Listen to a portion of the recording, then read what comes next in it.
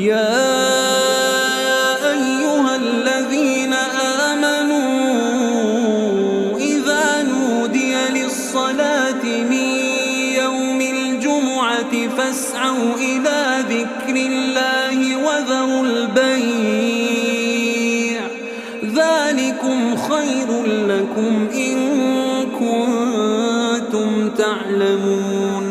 فإذا قضيت الصلاة فانتشروا في الأرض وابتغوا من فضل الله واذكروا الله كثيرا لعلكم تفلحون.